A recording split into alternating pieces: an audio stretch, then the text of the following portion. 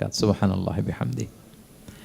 আল্লাহর হাবিব সাল্লাল্লাহু আলাইহি ওয়াসাল্লামের বয়স যখন 50 বছর, ওনার কাছের দুজন আত্মীয় মারা গেল।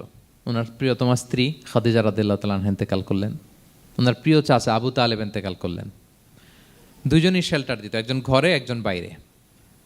আবু তালেবের কারণে কেউ রাসূল সাল্লাল্লাহু আলাইহি ওয়াসাল্লামের গায়ে হাত তোলার সাহস পায় নাই। তো উনি যখন ইন্তেকাল করলেন, রাসূল সাল্লাল্লাহু আলাইহি ওয়াসাল্লাম বিপদে পড়ে গেলেন।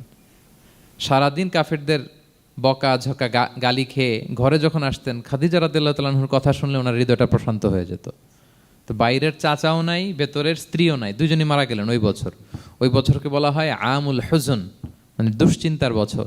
এত ভারাক্রান্ত আল্লাহর হাবিব সাল্লাল্লাহু আলাইহি ওয়াসাল্লাম হলেন, চিন্তিত হলেন, মনটা ভেঙে খান খান। আল্লাহ তাআলা কিন্তু ঠিকই বুঝেন যে তার হাবিবকে কখন হ্যাপি করতে হবে।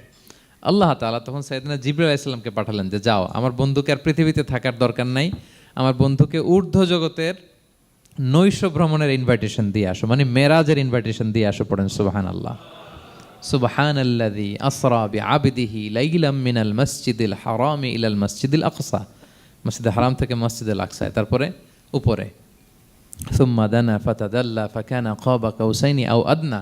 আল্লাহর আরশে চড়ে গেলেন, জান্নাত জাহান্নাম দেখিয়ে, নতুন কিছু গিফট দিয়ে, তার পেয়ারা হাবিবের মন ভালো করে এরপরে আবার দুনিয়ায় পাঠালেন।